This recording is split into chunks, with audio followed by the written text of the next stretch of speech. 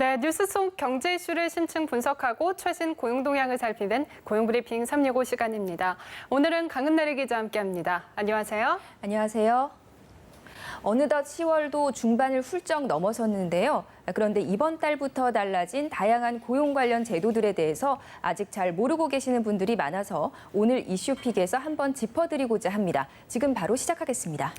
네, 이번 달에 굵직하게 달라진 제도들이 참 많았어요. 특히 노동자가 일과 가정을 양립할 수 있도록 지원하는 제도들이 많이 공감을 받았죠. 네, 그렇습니다. 이번 달부터 현재 유급으로 3일밖에 받을 수 없는 배우자의 출산 휴가가 유급 10일로 확대됐습니다.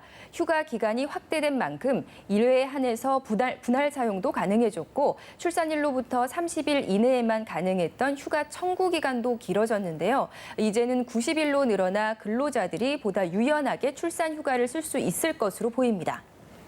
네, 일부 대기업에서는 이전에도 배우자의 출산 휴가를 10일로 하는 경우가 있었지만 인력이 부족한 중소기업에서는 기존의 법적 유급 휴가인 3일조차 못 쓰는 경우가 많았잖아요.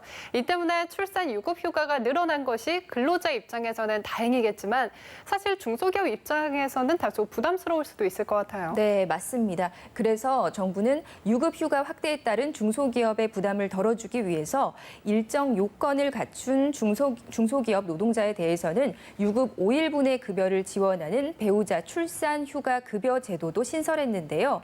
이 고용보험법상 우선 지원 대상이 있습니다. 제조업은 500인 이하, 도소매업, 서비스업은 300인 이하인 기업입니다. 고용노동부는 배우자 출산 휴가 확대를 위해서 내년도 예산으로 349억 원을 배정했는데요. 이로써 10만 3천여 명이 혜택을 볼 것으로 전망하고 있습니다. 네, 그렇군요. 그런데 사실 이렇게 제도적인 요건이 갖춰져 있어도 실제로 활용하지 못하는 경우도 많았잖아요. 이를 대비하기 위해 마련한 대비책이 있나요? 네, 고용노동부 조사에 따르면 배우자 출산 휴가 제도는 2017년 기준으로 봤을 때 인지도는 72%로 비교적 높은 수준이었는데요. 하지만 활용률은 7%에 불과한 것으로 조사됐습니다.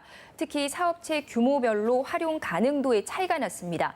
300인 이상 기업인 경우는 활용 가능도가 75%에 달했지만 규모가 점점 작을수록 활용 가능도도 떨어져서 5인에서 9인 기업은 34%에 불과했던 거죠. 이 때문에 제도의 실효성을 높이기 위해서 근로감독을 더 철저히 해야 한다는 지적이 꾸준히 제기돼 왔는데요. 이 출산 휴가에 따른 불이익이 없도록 이제 배우자 출산 휴가를 사용했다는 이유로 해고 등 불리한 처우를 한 사업주는 3년 이하의 징역 또는 3천만 원 이하의 벌금에 처해지게 됩니다. 네, 제도화가 되는 것도 중요하겠지만 사실 잘 정착이 돼서 실효성 있게 제도가 운영되는 것이 더 중요하겠죠. 이번 기회를 통해서 배우자 출산 휴가를 모든 노동자들이 보장을 받을 수 있게 된다면 정말 좋을 것 같은데요. 네, 그렇습니다. 출산 휴가뿐만 아니라 육아휴직을 쓸 때도 보다 숨통이 좀 트일 것으로 보이는데요. 만 8세 이하 자녀를 둔 경우에 노동 시간을 줄여주는 육아기 근로시간 단축 기간도 이번 달부터 확대됐습니다. 지난달까지는 육아휴직과 육아기 근로시간 단축을 모두 포함해서 최대 1년만 사용할 수 있었습니다. 하지만 이번 달부터 육아휴직 1년과 별도로 육아기 근로시간 단축을 1년간 보장해서 육아휴직을 1년을 채 다 쓰지 않은 경우 미사용 기간만큼 단축 근로를 추가로 쓸 수 있게 됐는데요. 이러한 근로시간 단축은 최소 3개월 단위로 횟수에 제한 없이 나눠서 사용이 가능한데요. 특징은 임금이 줄어들지 않는 하루 1시간 단축도 허용이 된다는 겁니다. 대신 2시간 이상 단축을 할 경우에는 통상 임금의 80%를 받게 됩니다. 만약 육아휴직을 아예 쓰지 않았다. 그러면 단축 근로도 2년간 쓸 수 있겠죠. 육아휴직과 육아로 인한 단축 근로가 앞으로 보다 더 유연하게 쓰일 것으로 보입니다. 네, 맞벌이 부모 같은 경우 일정 기간 동안 집중적으로 자녀를 돌봐야 할 때가 있잖아요. 가령 어린이집 적응 기간이나 아이가 아플 때가 바로 그 대표적인 예일 텐데요. 이렇게 육아휴직이나 단축 근로를 탄력적으로 쓸 수 있다면 맞벌이 가정의 부담이 조금 덜어질 것 같은데요. 네, 그렇습니다. 또 뿐만 아니라 실업급여 제도에도 변화가 생겼습니다. 실직자의 생계를 지원함으로써 재취업 활동을 촉진하기 위해서 이번 달부터 실업급여의 지급 수준이 평균 평균 임금의 50%에서 60%로 인상이 됐는데요. 이 지급 기간도 확대됐습니다. 실직자의 연령과 고용보험 가입 기간에 따라서 90일에서 240일로 정해져 있었던 지급 기간이 120일에서 270일까지 확대됐습니다. 네, 짧게는 실업급여를 3개월밖에 받지 못했기 때문에 실직자의 취업에 사실 많은 어려움이 있었는데요. 이렇게 최단 또 최장 기간이 모두 늘어났다는 점이 참 반가운 소식인 것 같습니다. 또 이제는 초단시간 근로자도 실업급여를 받을 수 있게 됐어요. 네, 그렇습니다. 한 주에 이틀 이하 또는 15시간 미만을 일하는 노동자의 경우에 18개월 동안 유급 노동일이 최대 156일에 불과하기 때문에 지난달까지는 실업급여를 받을 수가 없었는데요. 그런데 이번 달부터는 초단기 노동자도 실업급여를 받을 수 있게 됐습니다. 이 때문에 고용보험 가입자 수도 늘어나는 한편 실업급여를 지급하는 대상도 한층 늘어날 것으로 보입니다. 네, 그렇군요. 다음은 유용한 경제용어만을 쏙쏙 골라 소개하는 뉴워드 시간이죠. 네, 오늘의 뉴워드는 맘고리즘과 라떼파파입니다. 우선 맘고리즘은 다소 씁쓸한 용어입니다. 영어에서 엄마를 뜻하는 맘과 문제 해결을 위한 수학적인 절차나 규칙을 뜻하는 알고리즘이 합쳐진 말인데요.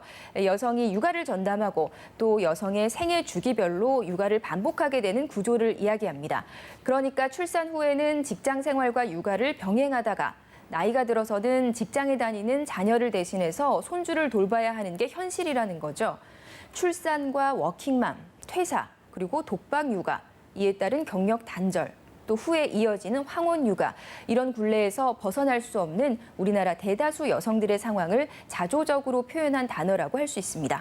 네, 기승전 육아라는 이야기가 있잖아요. 그만큼 지금까지는 어떠한 생애 주기 속에서도 여성이 육아를 담당해야 하는 비율이 높았는데 이렇게 사회적 인식과 다양한 제도적 노력에 힘입어서 일과 육아 모두 동등한 위치에서 보장을 받을 수 있으면 좋겠다라는 생각이 들더라고요. 네, 그렇습니다. 그래서 최근에 유행처럼 나오고 있는 말이 바로 라떼파파인데요. 라떼파파는 스웨덴에서 처음 사용한 용어입니다. 한 손에는 라떼 커피를 들고 유모차를 끌거나 아이와 시간을 보내는 아빠를 의미합니다. 이처럼 스웨덴에서는 남성의 육아 참여 비율이 높은 편이라고 합니다. 그도 그럴 것이 일찍부터 스웨덴은 여성 인력을 활용하기 위해서 1974년 세계 최초로 부모 공동 육아 휴직 제도를 도입했습니다. 또 자녀를 출산하거나 입양한 경우 최장 480일의 육아 휴직을 받는데요. 덕분에 아빠들도 눈치 보지 않고 출산 휴가나 육아 휴직을 쓸 수 있어서 남성의 육아 참여 비율이 높아진 거죠. 이 때문에 여성과 남성 모두 일과 가정의 고른 양립을 위해서는 무엇보다 제도적인 뒷받침이 필요하다고 전문가들은 이야기하고 있습니다. 네, 얼마 전 경력 단절 여성에 대한 영화가 개봉됐습니다. 바로 82년생 김지영이죠. 물론 일부에서는 논란도 있었지만 여성계에서는 여성이 처한 현실을 사실적으로 보여주는 영화라며 많은 호평을 했습니다. 그런데 이러한 문제 원인을 단순히 남녀 간의 역할 불평등에서만 찾는다면 앞으로도 82년생 김지영은 곳곳에서 출연할 수밖에 없을 텐데요. 앞으로도 이번처럼 제도 개선에 대한 노력이 뒷받침돼서 맘고리즘 대신 라떼파파가 보편적으로 쓰일 수 있기를 희망하겠습니다. 오늘도 강은나래 기자 함께했습니다. 고맙습니다.